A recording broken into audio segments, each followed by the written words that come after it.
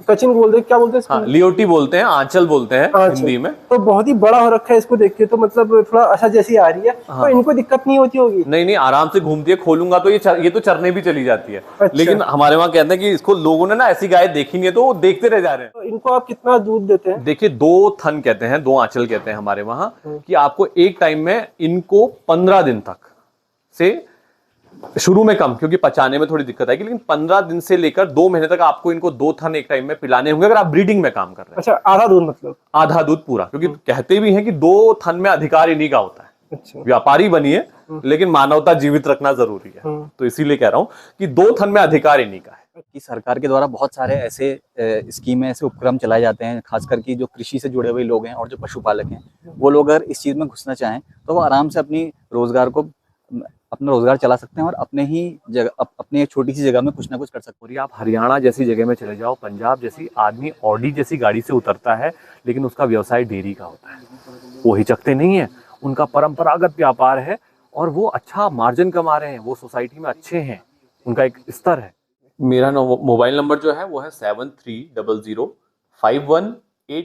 नमस्कार दोस्तों, स्वागत है आपका गांव वाला यूट्यूब चैनल के एक और वीडियो पे। दोस्तों आज की वीडियो बहुत ही बढ़िया होने वाली है। आप जानते हैं कि सोमेश्वर घाटी के लजुड़ा गांव से मैं वीडियोस बनाता हूं और अक्सर अपनी वीडियो के लिए एक जगह से दूसरी जगह, एक गांव से दूसरे गांव जाता हूं। तो आज इसी कड़ी में अपने गांव लजुड़ा से जा रहा हूं रेलाकोट, जो कि कोसी के पास में पड़ता है। और मेरे गाँव से रेलाकोट की दूरी है करीब 35 से 36 किलोमीटर। वहाँ जाऊँगा और मिलूँगा जोशी जी से, जो कि एक गवर्नमेंट एम्प्लॉय है, बहुत ही युवा है और इतना बढ़िया काम कर रहे हैं डेयरी के क्षेत्र में कि उत्तराखंड में एक मिसाल बन चुके हैं। तो किस तरह से वो अपना काम कर रहे हैं और क्या क्या उनका सेटअप है, कैसे गायों को पालते हैं, कैसे उनको बीमारियों से बचाते हैं, कितना लीटर उनकी गाय जो है दूध देती है, सब कुछ जानेंगे बहुत विस्तार से। और बात करेंगे कि कैसे उत्तराखंड में एक सफल डेयरी चलाई जा सकती है या फिर अन्य जो भी स्वरोजगार के अवसर है कैसे उनको भुनाया जा सकता है। तो बिना देरी के चलते हैं रेलाकोट की ओर। अभी तक आपने मेरे यूट्यूब चैनल गाँव वालों को अगर सब्सक्राइब नहीं किया है, कर लीजिए। शुरू करते हैं आज की एक खास वीडियो।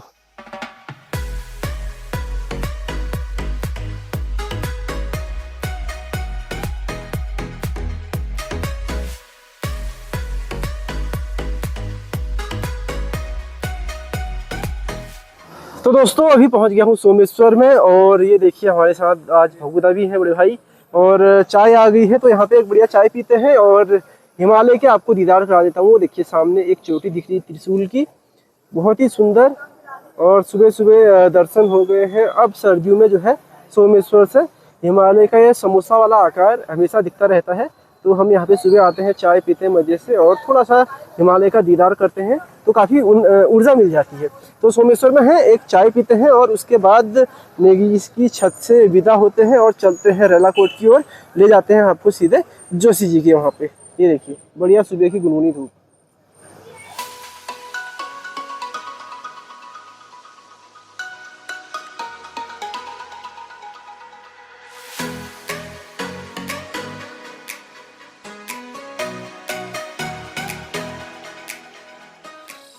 तो जी फिलहाल हम पहुंच गए हैं रेलाकोट में जोशी जी के घर में। ये इनका गेट है और ये सामने एकदम चटक पीले रंग का जो है मकान, और ऊपर से टीन डाल रखा है। मेरे ख्याल से हाल ही में इन्होंने रेनोवेट हुआ ऐसा लग रहा है, क्योंकि नीचे इसके जो दरवाजे हैं सारे पुराने हैं। ये हमारे शंकर भाई हैं, ये भी थोड़ा जानकारी के लिए यहाँ पे आए थे। ये जोशी जी हैं, इनसे अभी थोड़ी देर बाद आपको मिलवाएंगे। गोस्वामी जी से भी आपको थोड़ी देर बाद मिलाया जाएगा। तो ये इनका घर है और ये गाँव है रेलाकोट। देखिए पुराने दरवाजे हैं, बहुत ही सुंदर। रिनोवेट मेरे ख्याल से इन्होंने अपने मकान को किया होगा, क्योंकि नहीं तो इस तरह के दरवाजे आजकल कोई बनाता नहीं है। तो ये है इनका घर और अभी आपको इनकी डेयरी दिखाएंगे और बढ़िया से जानवरों से मिलाएंगे। तो दोस्तों ये इनका घर है और घर के पास में जो है डेयरी बना रखी है। दिखाता हूँ आपको डेयरी, और उसके बाद जोशी जी से, उसके बाद गोस्वामी जी से आपकी मुलाकात की जाएगी। तो अंदर जब हम आते हैं तो डेयरी के सबसे पहले गायें बंधी हुई हैं और गायें भी एक से बढ़कर एक हैं। अगर आपको दिखाऊँगा तो ये देखिए एक से बढ़कर एक तगड़ी गायें हैं। तो करीब करीब इनके पास मेरे ख्याल से 35 जानवर इस वक्त हैं और गायें इनकी अभी आराम कर रही हैं। जब खड़ी हो जाएंगी तो इनसे जानेंगे कि कौन कौन सी नस्ल की गायें हैं। उसके अलावा ये जो देख रहे हैं ये सारी जो है बछिया है, यानी कि एक एक डेढ़ साल की बछिया, 2 साल की ये बछिया है। और कुछ इनमें से गाभिन हो रखी है और कुछ जो है गाभिन होने वाली है, या फिर एक आध दिन में, या फिर ना सॉरी एक आध महीने में हो जाएंगी, और कुछ जो है ब्याने वाली हैं। तो ये इनका पूरा सेटअप है। और कुछ जानवर इनके जैसा कि बाहर बता रहे थे मेरे को जोशी जी, बाहर मतलब जंगल गए हुए हैं, तो इस तरह से जानवर इन्होंने पाल रखे हैं। बाहर वाले तो खड़े खड़े आराम कर रहे हैं, लेकिन अंदर वाले बढ़िया से बैठ के आराम कर रहे हैं। ये सारी गायें हैं। तो फिलहाल बाहर चलते हैं और जोशी जी से मिलते हैं और बातचीत करते हैं। तो दोस्तों इस वक्त आपको स्क्रीन पर दिख रहे हैं जोशी जी। और जोशी, स्वागत है आपका गाँव वाला यूट्यूब चैनल में। धन्यवाद। और अपना थोड़ा सा परिचय दीजिए, उसके बाद हम सवाल जवाब। मेरा नाम नवजोत जोशी है। मैं एक पहाड़ी ग्वाले नाम से हम एक डेयरी चला रहे हैं। 2 साल या 3 साल पहले हमने इस काम को शुरू करा एक शौक के तौर पर। आज उस मुकाम पर पहुंचाया है कि लोग एक मैसेज लोगों तक जा रहा है कि अगर आप प्रयास करें तो सफल हो सकते हैं। और अगर मैं बात करूं पूर्व की, तो पहले मैं आकाशवाणी अल्मोड़ा में एक यूथ कंपेयर के रूप में मैंने काम किया। आज भी मैं प्रोग्राम में अनाउंसमेंट करता हूं। साथ ही अल्मोड़ा राजकीय संप्रेक्षण गृह जो जुवेनाइल जस्टिस बोर्ड के अंदर आता है, वहाँ पर मैं केस वर्कर चाइल्ड वेलफेयर की पोस्ट पर हूँ। और अभी वर्तमान में नौकरी के साथ साथ अपना एक दुग्ध व्यवसाय भी कहेंगे, और प्रॉपरली ब्रीडिंग पे काम करना, एक उन्नत नस्ल, ताकि हम पहाड़ों में लोगों को वो नस्लें उपलब्ध करा सकें जो वो बाहर देखते हैं। क्योंकि वो एक माहौल बनता है कि हम बाहर देखते हैं वीडियो में, और वो एक छल का माहौल बन जाता है। वहां हमें बेवकूफ बनाया जाता है। हम अच्छे जानवर लेने जाते हैं, बट वो किसी ना किसी तरह से हमें फ्रॉड एक जानवर दे दिया जाता है जो हमारे घर में आके दूध नहीं देता। लेकिन हमारी कोशिश यही है कि हम उन जानवरों को तैयार करें जो स्थानीय लोगों को अच्छा दूध देने वाला एक जानवर यहाँ उपलब्ध हो सके। जी सर। दुग्ध व्यवसाय। तो अपने पढ़ाई लिखाई के बारे में भी थोड़ा बताएं, कहाँ पे हुई, कैसे हुई? और मेरी जो शिक्षा हुई वो अल्मोड़ा में ही हुई 12th तक। उसके बाद मैंने सोबन सिंह जीना परिसर अल्मोड़ा से बीकॉम किया। उसके बाद मैंने समाजशास्त्र से एमए किया, एलएलबी करी अपनी। उसके बाद मास कम्युनिकेशन। उसके बाद फिर अपनी नौकरी की तैयारी करी। तो मैं वर्तमान में भी राजकीय संप्रेक्षण गृह में कार्यरत हूँ। बिल्कुल। तो आप बचपन से इस कार्य से जुड़े हुए थे किसी तौर पर, या फिर बाद में पढ़ाई के बाद ही आपको ये एहसास हुआ कि इससे कार्य? बचपन से एक गाय को लेकर लगाव हमेशा था। पृष्ठभूमि नहीं थी कि गाय पाली, क्योंकि अल्मोड़ा शहर में ही पढ़ाई लिखाई हुई, वहीं सब कुछ हुआ। लेकिन मन में कहीं पर एक शायद मेरे पुराने अगर लोगों को देखें तो वहाँ पे एक हमें मेरे दादा ने या मेरी दादी ने गायें पाली। उस टाइम पे कहते हैं कि हमारे घर में 24-25 गायें थी। तो वो जीन शायद कहीं अंदर रहा होगा। तो गाय को लेकर हमेशा एक लगाव था। तो जब मेरी एक पेरेंटल प्रॉपर्टी थी, हम पलायन की बात तो करते हैं ना, तो वो चीज देख के लगा कि मेरा एक मकान था यहाँ, वो गिर गया। तो मेरे पिताजी रेलाकोट में, तो पिताजी की कहीं पर इच्छा थी कि हम उस मकान को रिक्रिएट करें। तो एक बेटा होने के नाते मेरा एक दायित्व था कि मैं उनकी इच्छा को पूरा करूं।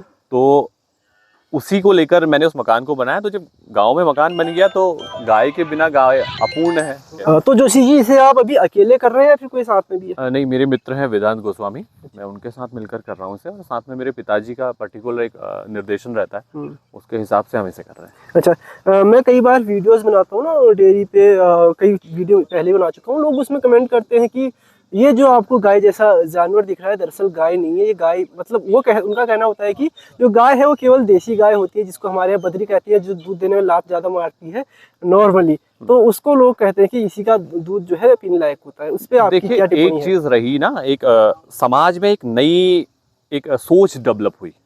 अगर हम बात करें, जो जीवन में कुछ नहीं कर सकता वो सिर्फ आप पर सवाल उठा सकता है। देखिए, गाय की बात, हम देसी गाय की बात करते हैं ना, देखो दूध तो दूध है, सबसे पहली बात है ना। अगर हम व्यवसाय की बात करें तो भारत में एक श्वेत क्रांति जब आई तो बाहर से जानवर लाए गए। उसके बाद अपने वहाँ के लोकल जानवर से उनको क्रॉस करके अच्छी ब्रीड तैयार की गई। अगर मैं अपनी बात करूँ तो हमारे पास भी जो जानवर हैं वो विदेशी नस्लों से क्रॉस करके भारतीय नस्लों में जो पशु तैयार हुए, तो दूध की गुणवत्ता वही रही, फैट वही रहा, एसएनएफ वही रहा। लेकिन क्या हुआ कि व्यवसाय को भी प्रोत्साहन मिला। अगर व्यक्ति बद्री गाय या निर्भर हो जाएगा देसी जानवरों पर तो व्यवसाय नहीं कर सकता है, वो रोजगार की तलाश नहीं कर सकता, वो रोजगार प्राप्त नहीं कर सकता है। तो प्रश्न चिन्ह लगाना, अगर आप देखेंगे, आपने मुझसे देसी गाय वाली बात की, लोग ये प्रश्न चिन्ह भी उठाते हैं कि लोग जो गाय है वो सिर्फ अपने बच्चे के लिए दूध देती है, बछड़ों को मार दिया जाता है। लेकिन आप फील्ड में जाइए, आप देखिए, अगर आप मेरे बछड़ों को देखेंगे तो शायद वो मेरी गायों से ज्यादा तंदुरुस्त है। देखिए, समाज में 2 तरह के लोग भी हैं, अगर राम है तो रावण भी है। तो उस क्षेत्र में भी जाना पड़ेगा कि अगर हम आज एक चेतना बन गई ना, एक समाज में एक आ गया कि कुछ मत करो, बैठे रहो, बेरोजगारी को आमंत्रित करो। आज युवा खुद बेरोजगार है, अगर आप इस चीज़ को देखेंगे, हम बेरोजगार होना पसंद करेंगे लेकिन हम काम करना पसंद नहीं करेंगे। हम दूध पी सकते हैं लेकिन हमें गोबर से बदबू आती है। जो लोग कहते हैं कि गाय सिर्फ देसी होती है, वो देसी पशु के लिए क्या कर रहे हैं? आप गौ को राष्ट्रमाता कहते हैं, तो आप क्या कर रहे हैं उनके लिए? आज बाजारों में घूमती हुई देशी पशुओं की जो हम देखते हैं, तो वो अपने आप में कहीं ना कहीं एक प्रश्न चिन्ह को खड़ा करता है कि हम किस दिशा की ओर जा रहे हैं। अच्छा, तो आप अभी आपने बातों बातों में बताया कि आप जो है बछड़ों को भी पालते हैं। हाँ, क्योंकि मेरे कई पास लोग ऐसे बछड़ों होते का हैं भी कि संवर्धन है और अच्छी नस्ल के, गिर नस्ल के अच्छे बछड़े जो अपने पशुओं के गर्भाधान के लिए उनको मांगते भी हैं हमसे, और हम उन्हें उपलब्ध भी कराते हैं निःशुल्क। अच्छा, तो ये तो हो गई आपके गाय की बात। फिलहाल आपकी दिनचर्या की बात करते हैं, क्योंकि इतना सारा काम है, तो अपनी दिनचर्या के बारे में कुछ बताइए, कैसे वो शुरू होती है, दिनचर्या कैसे खत्म होती की है? अगर बात करी जाए तो दिनचर्या सुबह 4 बजे से शुरू हो जाती है। अच्छा, और मेरे पास कर्मचारी हैं, लेकिन मैं स्वयं भी यहाँ उपलब्ध रहता हूँ। क्योंकि आप एक चीज़ देखेंगे ना कि डेयरी व्यवसाय बड़ी जल्दी खुलते हैं और बहुत जल्दी बंद हो जाते हैं। हाँ, ये मैंने नोटिस किया है। ये बहुत ज़्यादा है, और ये पूरे भारत के परिदृश्य में है। जहाँ पर जो उसका संचालन कर रहा वो उपलब्ध नहीं होगा तो व्यवसाय बंद ही होगा। तो आपको पहले उस जानवर को समझना पड़ेगा, उसके बाद आपका कर्मचारी उसको समझेगा। अच्छा, तो सुबह 4 बजे से हमारी दिनचर्या शुरू होती है। ठीक। अपने पशुओं को हम दाना डालते हैं, पहले उनकी साफ सफाई सब करके, उसके बाद उनका दूध निकाल के, दूध हमारा चला जाता है। उसके बाद उनको दाना, चारा, पानी, उनको नहलाना, थोड़ा बाहर दौड़ाना। तो मैं देखता हूँ कि 9:30 10 बजे तक हमारा सारा रूटीन खत्म हो जाता है। उसके बाद हमारे पशु आराम करने चले जाते हैं और हमें सिर्फ 3 बजे उन्हें देखते हैं। अच्छा, आप इनको मशीन से दुधाते हैं या फिर हाथ से? हम मशीन से भी, जो हाई मिल्किंग है, जिनको 32 से 40 लीटर दूध है, उनको मशीन से, क्योंकि उतना दूध निकल नहीं पाता, और एक टाइम के जब दूध अंदर रुकने लगता है तो जानवर को थनेला जो एक बीमारी होती है वो शुरू हो जाती है। तो जहां पर पशु आपका 25 लीटर या 22 लीटर से ऊपर है, तो आपको कोशिश करनी चाहिए कि आप मशीन लगाएं। और जिनको 12-15 लीटर है, वहां पर हाथ का आप इस्तेमाल वहाँ करें, पे क्योंकि हाथ सारे से। पशु एक्सेप्ट भी नहीं करते मशीन को। ठीक ठीक। तो ये बताइए, गायों के जो चारे और पानी का प्रबंधन किस तरह से आप देखते हैं? क्या साइलेज मंगाते हैं घसियाई योजना के तहत, या फिर खुद से बनाते हाँ, हैं? जो मुख्यमंत्री घसियारी कल्याण योजना है, एक चीज मैं इसके लिए सरकार को धन्यवाद भी देना चाहूंगा पशुपालकों के लिए।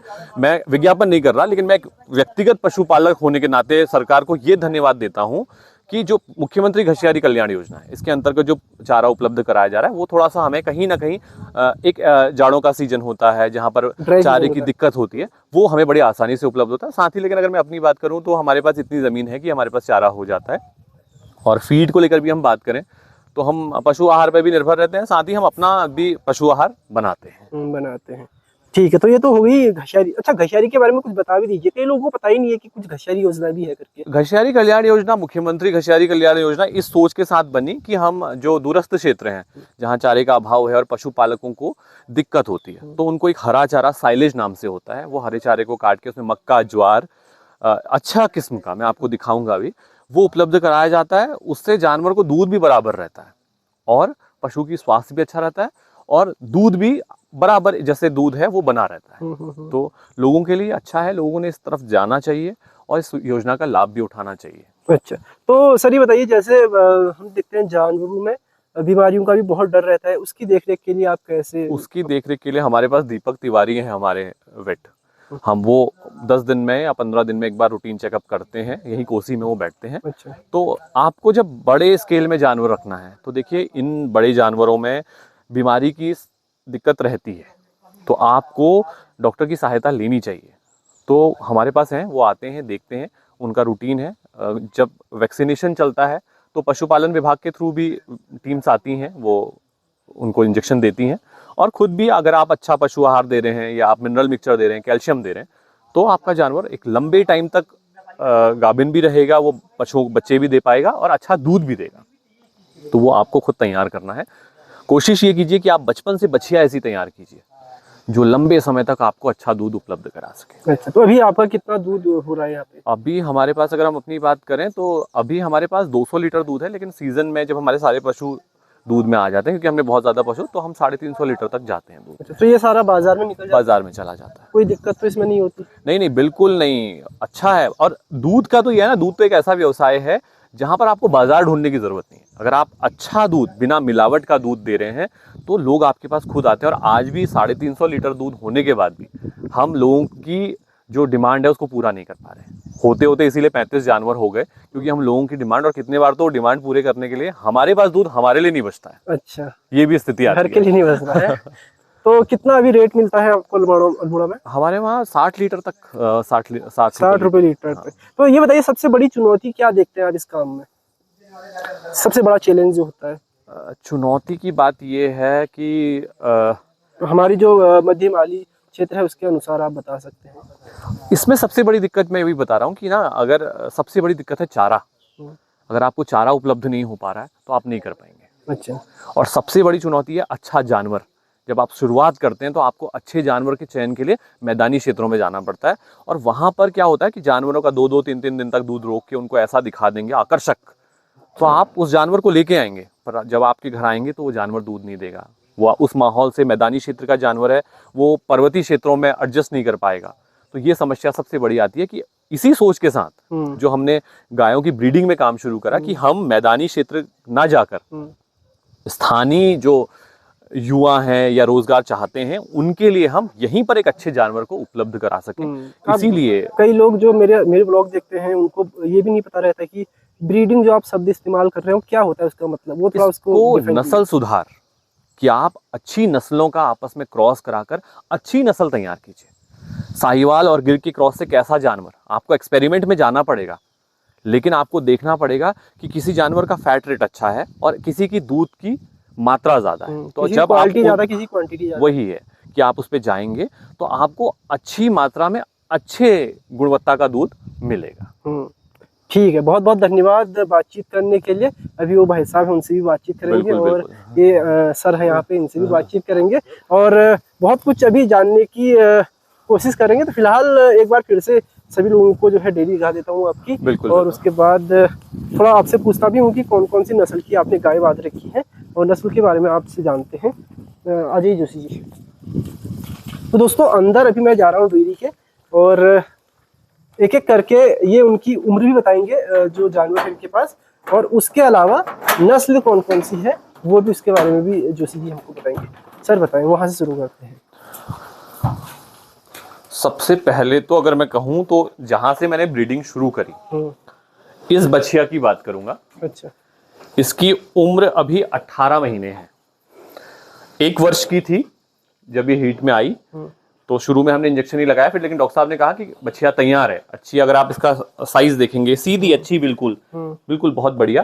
तो इस नस्ल को हमने तैयार किया और अच्छा सीमन बाहर से मंगवाया।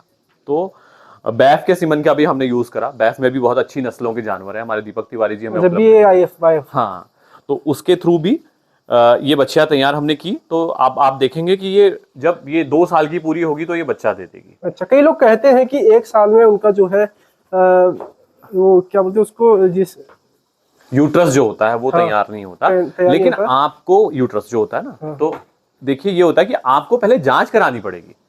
डॉक्टर से पूछिए अगर पशु तैयार है, क्योंकि एक चीज ये होती है ना, अगर पशु तैयार है, अगर आप उसको फिर भी अगर सीमन नहीं लगा रहे हैं तो भी वो परेशान होगा। अच्छा, इस पे भी जाना चाहिए। देखिए जब आप चीजों में घुसेंगे तब आप चीजों को समझेंगे। लोग कहेंगे अरे छोटा है, लेकिन आप हेल्थ देखेंगे ना कि एक बड़ी गाय से बड़ा है और अभी 2 साल का नहीं हुआ है। तो आपको यही चीज है ना कि किसी चीज का अध्ययन करना ज्यादा जरूरी है। आप उस पर जाएंगे, डॉक्टर की सलाह लेंगे, तो वो हमें गलत राय नहीं देगा। तो उन चीजों पर हमें समझना पड़ेगा। कई लोग ऐसे भी हमारे क्षेत्र में, जो मतलब अपने जो मैं विजिट करता हूँ उसके आधार पे भी कह रहा हूँ कि उनका कहना होता है कि जो हमारे यहाँ पे पहाड़ क्षेत्र में जो डॉक्टर हैं वो भी बहुत ज्यादा उनको नॉलेज नहीं होती, क्योंकि वो बहुत प्रैक्टिकल नहीं कर पाते यहाँ पे। तो इस पे आपकी क्या राय है? देखिए ऐसा है कि आपको खुद चर्चा करनी पड़ेगी, और खुद अगर आप पशुपालक हैं, सबसे पहली बात है आपको स्वयं भी अध्ययन करना पड़ेगा। आपको उस चीज की अगर आप इच्छा रखते हैं, आप सिर्फ अगर पैसा कमाना चाहते हैं तो नहीं, लेकिन अगर आप उस पर एक अच्छा स्तर पर जाना चाहते हैं तो आपको स्वयं भी सेल्फ स्टडी करनी पड़ेगी। तो हमने इसीलिए किस क्रॉस से क्या संभव है, कोई क्रॉस, अब कितने बार हम क्रॉस की बात करते हैं, कुछ क्रॉस तो कराने ही नहीं चाहिए। जैसे कि नहीं नॉर्मली उस पर तो फिर पढ़ा, मैं आपको डिटेल में बता पाऊंगा कि जिन पर जैसे इंडियन है, जैसे देखिए साहिवाल और गिर का क्रॉस हम कहते हैं ना। अच्छा। साहिवाल और गिर को अगर आप क्रॉस कराएंगे तो जानवर पक्का लात मारेगा। अच्छा। एक बड़ा है कि साहिवाल गिर का आपस में क्रॉस कभी नहीं। अच्छा, मतलब थोड़ा वाइल्ड टाइप का एनिमल होता है, क्रूर टाइप का, और बहुत आपसे संभलेगा ही नहीं। तो आपको यह भी ध्यान देना है कि साहिवाल और गिर के क्रॉस में ये दिक्कत आती है। आप कहीं भी डिस्कशन करेंगे, वो कहेगा साहिवाल बच्चियां थी, लेकिन वो उसने ये नहीं देखा होगा कि वो गिर से हुई या आपने गिर को साहिवाल ब्रीड लगाया। तो वो थोड़ा सा जानवर लात मारना, उछलना, दूध नहीं लगाने देना, आक्रामक हो जाता है।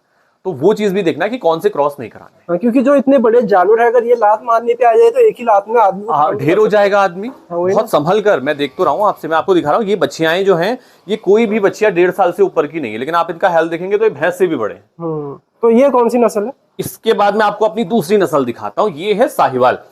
देखिए ये साहिवाल में है, ये भी गाभिन है हमारी, ये भी 2 महीने बाद बच्चा देगी। सीधी सरल अच्छी बच्चिया, छोटी, और स्वास्थ्य आप देखेंगे उन्नत। इसकी उम्र जो है 2.5 साल है, क्योंकि जो भारतीय ब्रीड है, इस पे आप ध्यान देंगे, भारतीय ब्रीड 2 से 2.5 साल में तैयार होती है, लेकिन जो इंग्लिश ब्रीड है, जो हाईब्रिड जानवर है, वो 1.5 से 2 साल में तैयार हो जाता है।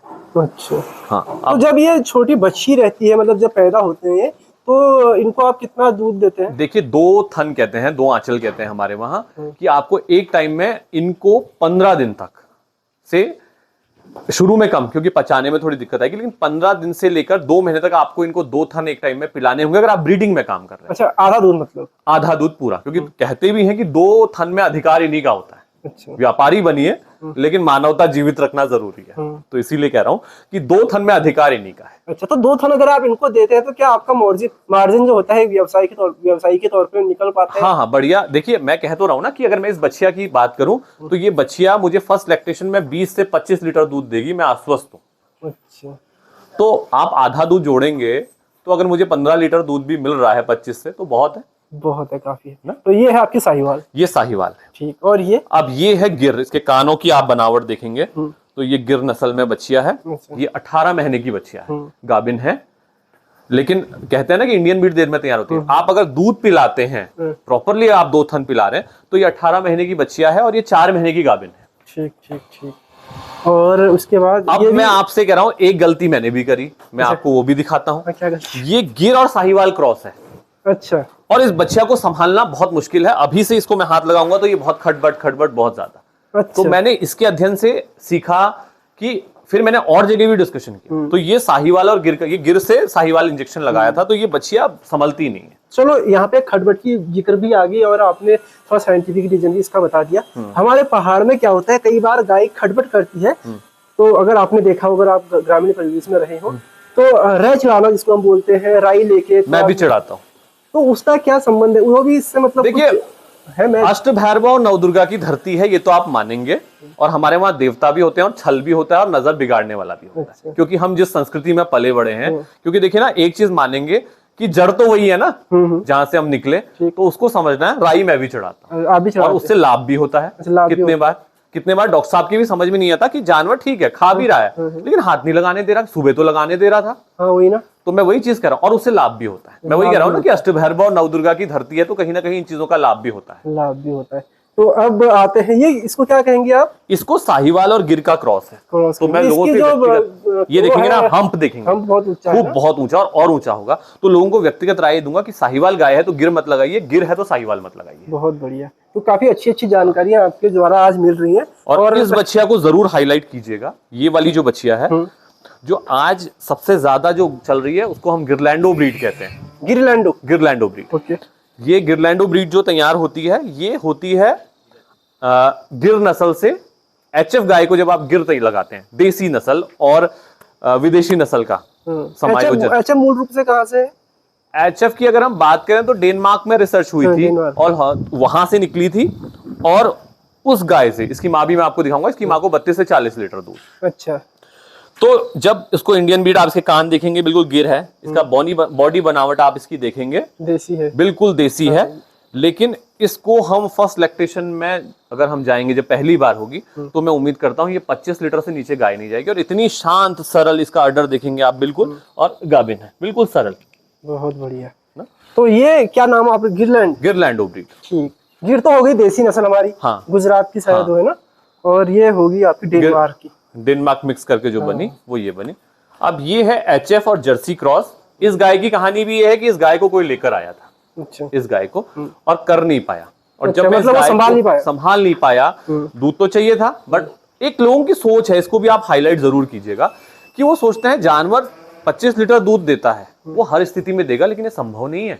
आपको उसके 25 लीटर के हिसाब से उसके खान पान पे भी ध्यान देना पड़ेगा, तभी दूध देगा, वरना जानवर खत्म होने में। और इन नस्लों की है कि ये बैठ गई तो इनको उठाना बहुत मुश्किल है। तो जब मैं इस गाय को लेकर आया था तो उसने मुझसे कहा था कि आप इसको ले जाइए, मैं अपने ही गांव से लाया, नाम नहीं लेना चाहूंगा। उन्होंने मुझसे कहा आप ले जाइए, वरना हम तो बाजार भगाने वाले हैं, हमारे काम की तो नहीं है, हम रोड में छोड़ने वाले। तो गाय लाने की इच्छा नहीं थी, क्योंकि जो मेरे वेट थे, जो मेरे डॉक्टर थे, उन्होंने मुझसे मना कर दिया था कि जोशी जी गाय किसी काम की मत ले जाइए। उनको चेक कराया तो उन्होंने कहा नहीं किसी काम की नहीं है, आप मत ले जाइए, इतना बड़ा रिस्क मत लीजिए।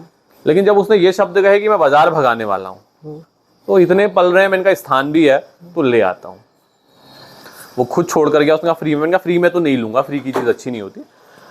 इसको मैंने तैयार किया, मेरे डॉक्टर ने मेरी हेल्प की, बहुत बार इंजेक्शन लगाए, गाय रुकी नहीं क्योंकि अंदर से खाली थी। खिला पिला के जब तैयार किया, अब गाभिन है और फरवरी माह में ब्याने वाली है। तो ये एक आध बार पहले ब्याही हुई गाय? हाँ, ये उनके यहाँ ब्याही, उन्होंने दूध पिया, बाद में किया, तो गाय बिल्कुल, जब इसको देखते तो बहुत जर्जर स्थिति में, मतलब हड्डियां दिख रही थी बिल्कुल। और ये कौन सी गाय ये तो मेरे यहाँ की पहली बच्चिया है, ये जर्सी है, ये जर्सी है ना?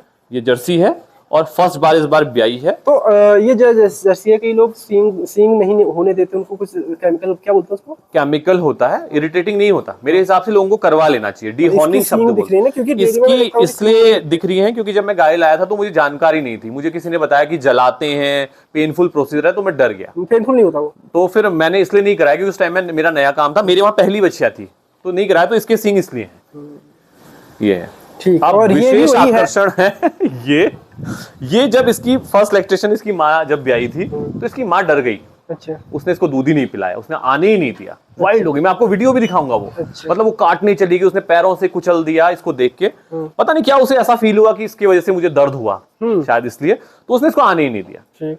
फिर इसको, मेरा भी नया नया काम था और मुझे गायों से लगा हो गया, तो उसको अपने साथ रख के दूध निकाल के बोतल से दूध पिला के मैंने इसको तैयार किया। ये गिरलैंड है? ये एक भी गिरलैंडो है। ये अभी नवंबर माह लास्ट की भी आने वाली है, अभी 1.5 वर्ष की है ये। लेकिन आप इसको देखेंगे, और इतनी बड़ी बच्चिया हुई थी कि इसकी डीहॉर्निंग इसलिए नहीं कर पाए कि पेट से ही थोड़े थोड़े सींग थे। अच्छा। तो इसकी डीहॉर्निंग हम नहीं कर पाए। ठीक ठीक ठीक। और बहुत शांत, बहुत अच्छी, अगर आप देखेंगे तो बहुत बढ़िया। जानवर का एक स्वभाव है कि वो आपको हाथ लगाने दे रहा है, ये कर रहा है, तो ये बड़ी अच्छी होती है कि आपको शुरू से हैबिट बनानी पड़ेगी। आप उसको मालिश करें, उसके थनों को खींचें, मतलब उसके साथ फ्रेंडली रहें। तो जानवर जब पहली बार ब्याएगा तो वो आपको साथ बड़ा सहज होगा, असहज नहीं होगा, वो आपके साथ सहज हो जाएगा। ठीक। ये तो सारी आपकी सर जो है इसमें गाभिन होने वाली बच्चियां हैं या फिर बच्चियां हैं? हाँ। तो अभी आपके गाय के उसमें चलते हैं। ये मेरी गाय है एक, ये भी है। ये HF जर्सी नस्ल की गाय है। ये दूसरी बार भी आएगी, इसकी पहली बच्चिया भी मैं आपको दिखाऊंगा। ये है, और दूसरी वो जो लास्ट है उधर से, उसकी माँ ये है। इसको 30 से 32 लीटर दूध है। ये साहिवाल और जर्सी में क्रॉस है। अच्छा अच्छा। ये गाय सीधी और बहुत अच्छी गाय कहते हैं। और अगर आप क्रॉस की बात करते हैं, साहिवाल और जर्सी का क्रॉस बहुत अच्छा है। अच्छा। बहुत अच्छा जानवर, शुद्ध देसी भी आएगा उसमें, और आपको दूध की मात्रा भी। उधर जो बच्चियां हैं 2, वो अभी 1-1 साल के बच्चियां हैं। एक तो इसी का है, और एक गाय थी मेरे पास पहले, उसकी बच्ची। अच्छा। तो सबसे बढ़िया फैट कौन सी नस्ल में रहता है अभी? सबसे अच्छा फैट जो है वो गिर और जर्सी के क्रॉस में। अच्छा, गिर और जर्सी के क्रॉस में बढ़िया फैट है। हाँ, बहुत बढ़िया फैट है, और दूध की मात्रा भी ठीक है। तो अभी दोस्तों हम आ गए हैं इनके उस सेक्शन में जहाँ पे गाय रखी है, और ये गाय देख सकते हैं सब कुछ तो बैठी हुई है, ये ब्याने वाली है। तो आज से कल या परसों में भी आ जाएगी।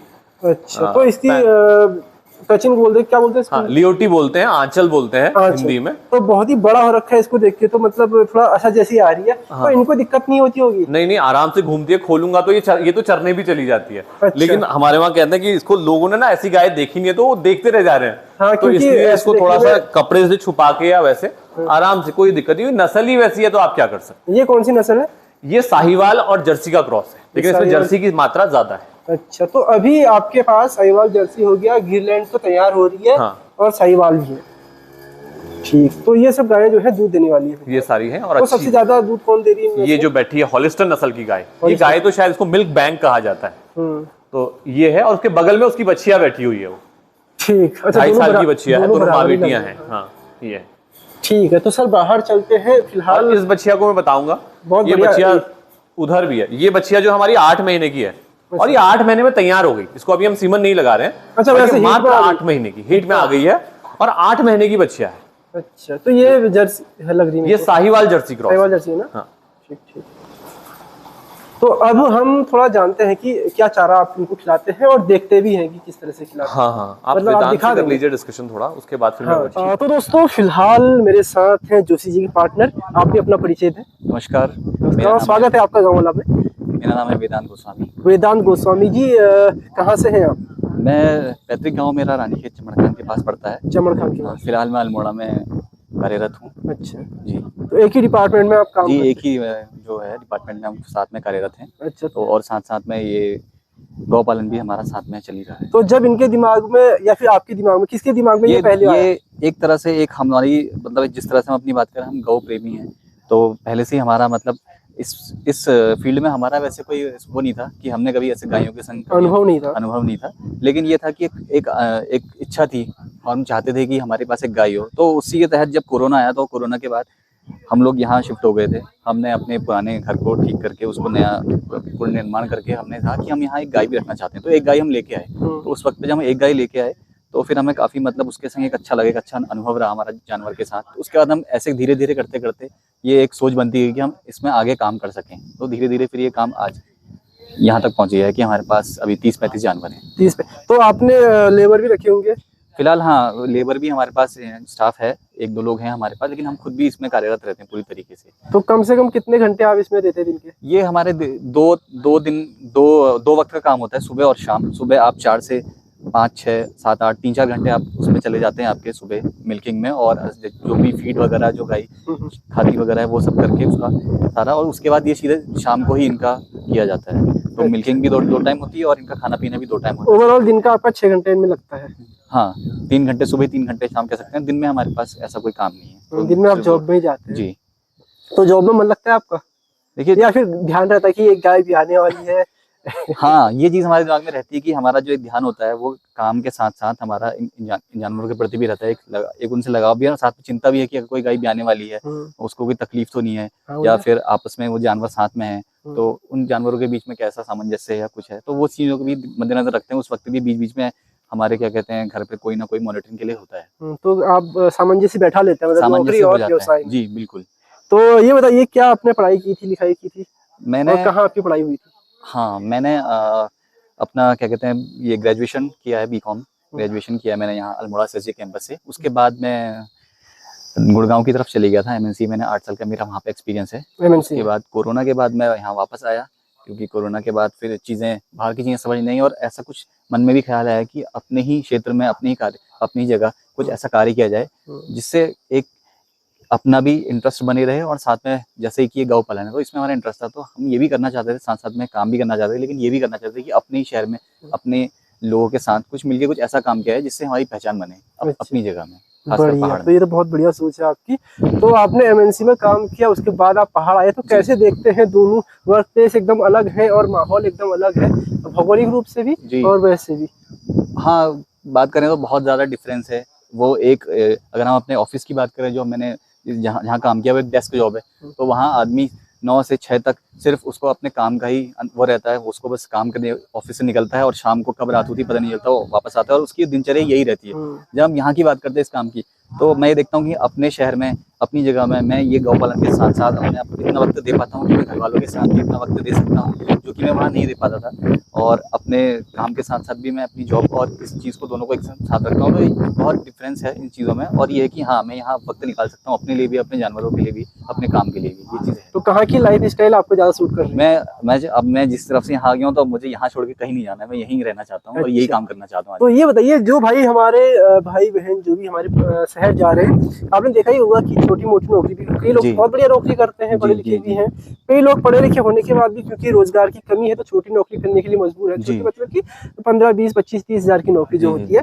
तो अगर उनके पास गाँव में थोड़ी बहुत जमीन है, थोड़ी बहुत लैंड है, तो उनको आप क्या सुझाव देना चाहेंगे कि इस तरफ आ सकते हो? मतलब कैसे आप इसको देखते हैं? देखिए, रोजगार का अभाव है, ये मैं भी मानता हूँ, लेकिन ये भी है कि सरकार के द्वारा बहुत सारे ऐसे स्कीमें, ऐसे उपक्रम चलाए जाते हैं, खासकर कि जो कृषि से जुड़े हुए लोग हैं और जो पशुपालक हैं, वो लोग अगर इस चीज़ में घुसना चाहें तो वो आराम से अपना रोजगार चला सकते हैं, और अपने ही जगह, अपने एक छोटी सी जगह में कुछ ना कुछ कर सकते हैं। वो शुरुआत कर सकते हैं दो गायों से वो काम कर सकते हैं, वो अपना गौ पालन कर सकते हैं, और उससे जो दूध, वो अपना दूध सेल कर सकते हैं, धीरे धीरे करके उसको आगे बढ़ा सकते हैं। तो बहुत सारे हैं, कृषि में, पशुपालन में, दोनों हर जगह कुछ ना कुछ करने के लिए है।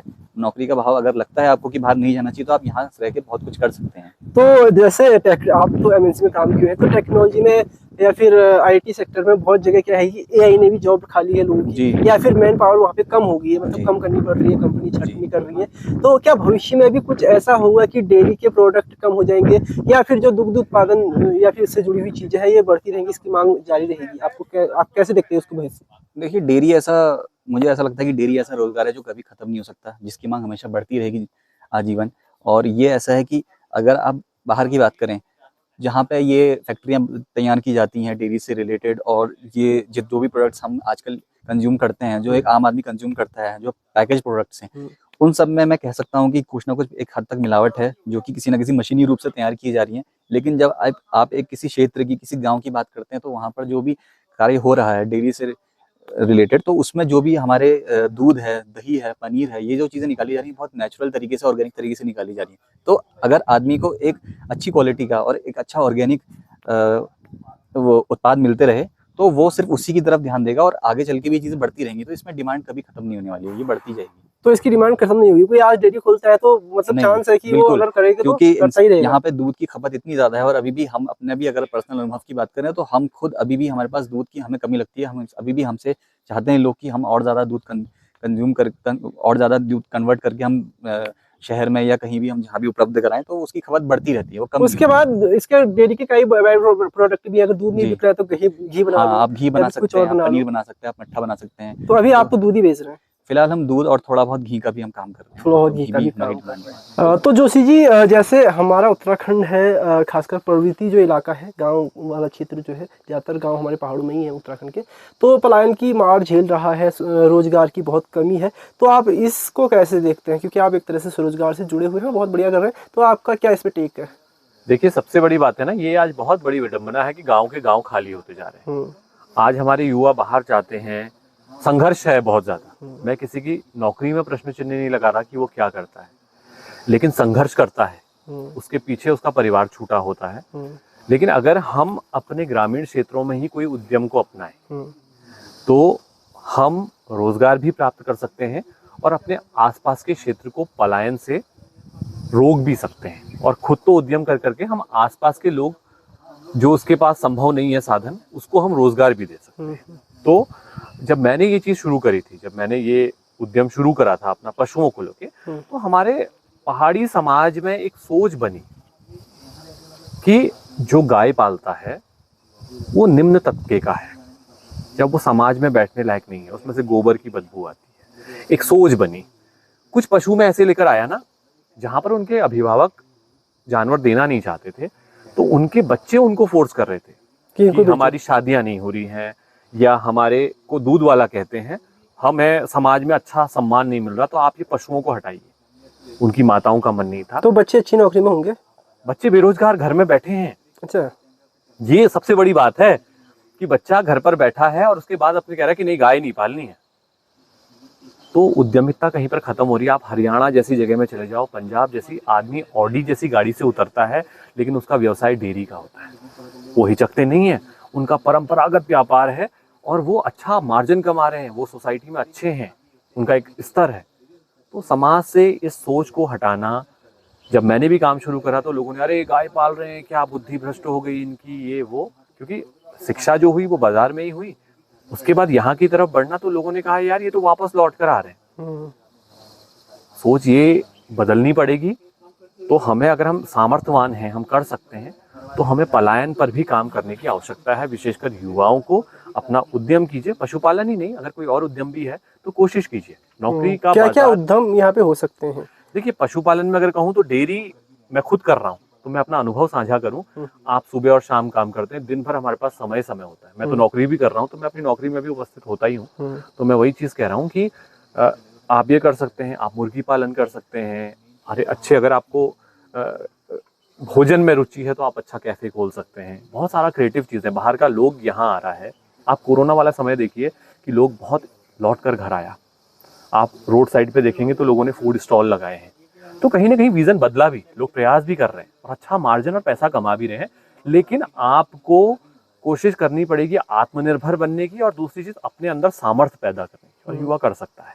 लेकिन एक यहाँ पे आपको टोकूंगा, जैसे हमारे पहाड़ में कई लोग ऐसे भी हैं जो भूमिहीन हैं, और कई लोग ऐसे हैं जिनके पास भूमि है लेकिन बहुत भूमि नहीं है। आपके पास मैं देख रहा हूँ जो घर के आसपास वाला जगह है, ठीक ठाक जगह है, तो आप कर पा रहे हैं डेयरी का। तो कोई अगर छोटे स्तर पर करे या फिर उसके पास कुछ संसाधन नहीं है, तो किस तरह से वो अपने काम को बढ़ा सकता है, और कम से कम कितनी गाय या फिर कितने यूनिट वो रख सकता है कि वो अपना खर्चा चला ले। या अगर वो, मतलब मेरा कहने का मतलब है, जैसे कोई बाहर 20,000 की या 30,000 की नौकरी कर रहा है, तो उसको उतना ही कमाने के लिए यहाँ कितना काम जानवर अपना जोड़ना पड़ेगा। देखिए, अगर आप 20 से 25,000 रुपए कहीं कमाते हैं तो आप 2 पशु रखिए अच्छी नस्ल के, उतना कमा सकते हैं।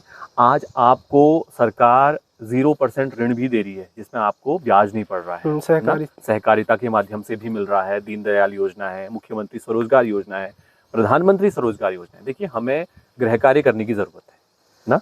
अब तो मैंने सुनने में आया कि सरकार कुछ ऐसी लिमिट भी बनाने वाली है कि उसमें आपको कोई सिक्योरिटी भी नहीं देनी पड़ेगी। अच्छा। तो आपको होमवर्क भी करना पड़ेगा, रिसर्च करनी पड़ेगी। आज बहुत सारे NGOs हैं, नाम मैं अभी नहीं ले पा रहा हूँ, वो आपको पशु भी उपलब्ध करा रहे हैं। आपने दूध उनको देना है, वो आपको पशु दे रहे हैं, उसमें भी आपको 50% ही पैसा लौटाना है। तो बहुत सारी योजनाएं हैं ऐसी। आपके पास जगह कम है तो आप अच्छी नस्ल के 2 जानवर रखिए। तो देखिए, 2 जानवरों में जहां तक मैं कहूँ, आप 20 से 25,000 रुपए लाभ कमा सकते हैं। तो आपको इस तरफ जाना पड़ेगा, सोचना पड़ेगा, और उद्यमी बनने के लिए आपको साहस लाना पड़ेगा, रिस्क जो है उसको लेना पड़ेगा। हाँ, साहस आपको लेना पड़ेगा। और देखिए, हम अपने स्कूल टाइम से सुनते हैं ना कि मेहनत करेंगे तो मेहनत कभी व्यर्थ नहीं जाती। बिल्कुल। अगर आप सकारात्मक सोच के साथ और सकारात्मक रास्ते में मेहनत कर रहे हैं तो आपका परिणाम आपको निश्चित रूप से मिलता है। तो कुल मिला के आपने जो अभी बातें कही, उसका मोटा मोटी ये सार है कि जो हमारे पारंपरिक कार्य हैं उसको हम थोड़ा मॉडर्न या फिर आधुनिक रूप देके एक व्यवसाय का जरिया बना सकते हैं। बिल्कुल बना देंगे। आप मैदानी क्षेत्रों में जाइए, देखिए महिलाएं अचार बना रही हैं, पापड़ बना रही हैं। और आज ऑनलाइन का बाजार इतना बड़ा है ना, आप घी बना रहे हैं, कुछ बना रहे हैं अच्छे दामों में लोगों को, अगर आप अच्छी गुणवत्ता के साथ दे रहे हैं। देखिए, सोशल मीडिया के माध्यम से जो ऑनलाइन बाजार आया, तो आप कहीं का अचार, कहीं का पापड़, कहीं का घी आपके घर तक आ रहा है। तो आपको शिक्षित हैं, युवा हैं, इस सोच के साथ टेक्नोलॉजी का लाभ लेते हुए आगे बढ़ना जरूरी है। बिल्कुल। तो दोस्तों, अभी हम इनके घर में आ गए हैं, थोड़ा चाय पी लेंगे और बातचीत भी करते रहेंगे क्योंकि समय की भी कमी है। तो जोशी जी, बताइए कि जो आपके जानवर है, काफ़ी हैवी जानवर है, बड़े जानवर है, अगर मैं पूछूं कि एक दिन का एवरेज जो कितना खाना खाते हैं, वजन के हिसाब से कितना समय आप देते हैं, थोड़ा उनकी डाइट के बारे में जानना चाहूँगा।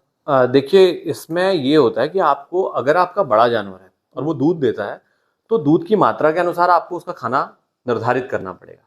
लेकिन आप कोई बछिया तैयार कर रहे हैं तो उसके वजन के हिसाब से अगर मैं कहूँ तो 10 किलो एक टाइम का आपको उसको हरा चारा उपलब्ध कराना पड़ेगा। और अगर हम मिक्स की बात करें तो 12 किलो एक टाइम पर आप उसको सूखा और हरा मिक्स करके सुबह और उतना ही शाम को। अच्छा। और अगर दूध वाला जानवर है तो 15 किलो सुबह और 15 किलो शाम हमारा जानवर खा लेता है, एवरेज। और उसके अलावा फीड, ये तो हो गया हरा और भूसा चारा जो मिक्स होता है, वो राशन अलग से। उसके अलावा जो आपको देना है दूध वाले जानवर को, तो हमारा एक जानवर एक दिन का 2.5 किलो अनाज हम उसको देते हैं।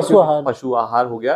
अपना पशु आहार हम खुद भी बनाते हैं, जिसमें हम जौ हो गया, स्थानीय हमारे भट्ट होते हैं, सोयाबीन, चना, इनको मिक्स करके पिसवाया और वो उसको दिया।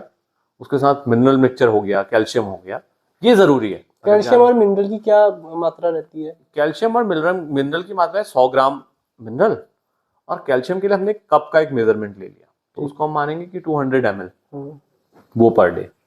एक टाइम हमने मिनरल दे दिया और एक टाइम हमने कैल्शियम दे दिया। कैल्शियम तब तक जब तक जानवर दूध में है, और अगर जानवर ने गर्भ धारण किया है तो आपको 7 महीने बाद उसको कैल्शियम नहीं देना है। ओके। क्योंकि उस दौरान जानवर खुद अपना कैल्शियम बनाता है। अगर आप बाहर से उसको देने लगेंगे तो वो खुद कैल्शियम बनाना छोड़ देगा। तो इसलिए जब वो उसको 7 महीने हो जाते हैं उसके बाद आप उसको कैल्शियम ना दें। अच्छा, कैल्शियम जो है बछिया को भी देनी है, फिर केवल दूध वाले? नहीं, दूध वाले जानवर को। दूध वाले को। और मिनरल तो बछिया को दे सकते हैं? मिनरल बछिया को देना पड़ेगा आपको, वो टाइम पर हीट पे आएगी, टाइम पे तैयार होगी। मिनरल की बहुत ज्यादा भूमिका है बड़े जानवरों में। मिनरल के बिना जानवर रखना संभव नहीं है। अच्छा, तो ये तो हो गई जानवर के खान पान की बात। और 15 से, मतलब दिन का दो टाइम आप उनको? सिर्फ 2 टाइम। आपको उनको जुगाली का टाइम भी देना है, वरना उनका लीवर बैठने लग जाएगा। तो आप उनको 2 वक्त की या अपने अनुसार आप बनाइए, उनके समय का किस हिसाब से। तो आप अगर जानवर, कहते हैं ना कि जानवर के जो पेट का चैनल कहते हैं वो 4 में डिवाइड होता है। तो एक बार जाके जानवर फिर मुंह में लाता है। तो हमारे वहाँ कहते हैं कि वो एक बार को कहते हैं कि 20 से 22 बार जुगाली करता है, तब जाके वो उसको डाइजेस्ट करता है। तो अगर आप फटाफट देने लगेंगे तो वो दूध नहीं देगा, वो गोबर आपको बहुत दे देगा। अच्छा। तो इस चीज को समझना है कि जानवर के पेट को आराम, क्योंकि इन बड़े जानवर लीवर की बहुत ज्यादा भूमिका है, लीवर को समझना है, लीवर अपसेट नहीं होना चाहिए। ओके। तो जैसे हमारे क्षेत्र में पहाड़ में जैसे मेरी ईजा है, अगर मैं उसको कहता हूँ कि ये कम कम खा दे गुर्ग, वो थोड़े थोड़े टाइम पे अद्दुपू एपू करके मतलब दिन में कम से कम 7 से 8 बार दे देती हैं। तो क्या छोटे जानवरों में भी यही प्रोसेस अपनाई जा सकती है, 2 टाइम खाने जरूर अपनाई जा सकती है। देखिए ना, अगर आपका जानवर घर पे बत्ता है तो आप उसको टाइम दीजिए पचाने का, खाने का ना। तो आपने जैसे उसने खाया, अब जैसे जो जानवर जंगल जाते हैं वो पेट भर के आते हैं, उसके बाद उनको पूरे रात भर का टाइम मिलता है सुबह तक उसको जुगाली करने का। और अगर जानवर जुगाली नहीं कर रहा है तो उसकी दूध की मात्रा कम होगी। आप उसको जितना जुगाली करवाएंगे, ये नहीं कि आपने कम खाने में उसको जुगाली, नहीं, आपको पेट भर के दीजिए। आपने उसकी नाद में डाल दिया, उसको दे दिया, उसने पेट भर के खा लिया, उसके बाद पानी पिया, उसके बाद उसको रेस्ट मोड में डालिए। आप बार बार जाकर उसको देखेंगे तब भी वो आपके अटेंशन के लिए खड़ा हो जाएगा। हाँ, वही जुगालियां छोड़ देगा। तो आप जाइए मत, नहीं, आप उसको समय दीजिए आराम का। अच्छा। वो जितना बैठ के आराम करेगा, जुगाली करेगा, तो वो उतना अच्छा दूध और तंदुरुस्त। ठीक, ये है। तो इसके अलावा एक सुझाव अगर आप देना चाहें कि मैं चाहता हूँ आप अपना नंबर जो है शेयर कर दें हमारे दर्शकों के साथ, ताकि कोई दूर दराज का व्यक्ति या फिर कोई इंटरेस्टेड व्यक्ति, युवा आपसे संपर्क करना चाहे और कुछ जानकारी लेना चाहे तो वो आपसे बातचीत कर सके। मेरा मोबाइल नंबर जो है वो है 7300518230। अच्छा, ये नंबर है आपका। और किस समय आपको फोन ना करें, क्योंकि जब आप बहुत ज्यादा बिजी रहते हैं आप फोन उठा ही नहीं पाएंगे। देखिए, सबसे बड़ी बात तो है एक सुबह का वक्त और शाम का वक्त। दिन में आप मुझे फोन कर सकते हैं, क्योंकि सुबह में डेयरी में ही होता हूँ और शाम भी मैं डेयरी में होता हूँ। ये 2 समय बड़े व्यस्ततम होते हैं। कार्यालय में जब होता हूँ, ऑफिस में, तो मैं बीच में बात कर सकता हूँ आपसे। अच्छा, तो एक और बार नंबर बता दीजिए, उसके बाद वीडियो को समाप्त करते हैं और चलते हैं वापस सोमेश्वर की ओर। तो जो नंबर है वो है 7300518230। बहुत बहुत धन्यवाद जोशी जी बात करने के लिए। उम्मीद करता हूँ आपकी वीडियो दर्शकों को जो है काफी पसंद आएगी। धन्यवाद। तो दोस्तों, अभी आ गया हूँ मैं वापस कोसी से अपने गांव में। और आपने आज की वीडियो में देखा कि किस तरह से जोशी जी और गोस्वामी जी मिलके बहुत बढ़िया काम कर रहे हैं। दोनों ही काफी युवा हैं और सबसे अच्छी बात यह है कि सरकारी नौकरी में होते हुए भी डेयरी का कार्य कर रहे हैं। और मुझे लगता है कि कुछ समय बाद ऐसी जरूरत उनको पड़ जाएगी, मतलब ऐसा समय आ जाएगा कि वो सरकारी नौकरी को टाटा बाय बाय बोल के इसी व्यवसाय में पूर्ण रूप से समर्पित हो जाएंगे। तो फिलहाल अभी मैं हूँ अपने गांव में और उम्मीद करता हूँ आपको ये वीडियो जो है पसंद आई होगी। और अगर आपको ये वीडियो अच्छी लगी हो तो आप कमेंट करके बताएं ज़रूर। बाकी उन्होंने अपना नंबर दिया है, उनको आप फ़ोन करके उनसे सुझाव ले सकते हैं, लेकिन अनावश्यक कॉल ना करें, परेशान करने के लिए कॉल ना करें। जब कोई ज़रूरी काम हो और वास्तव में अगर आप कुछ करना चाहते हो और सुझाव की बहुत ज़्यादा ज़रूरत आपको हो, तभी कॉल करें। और कॉल करने की टाइमिंग उन्होंने बता ही दी है। तो फिलहाल के लिए दोस्तों इतना ही। मिलता हूँ आपको एक और वीडियो के साथ कुछ दिन बाद। तब तक के लिए tata bye bye, take care, अपना ख्याल रखिए। जय श्री राम, टाटा।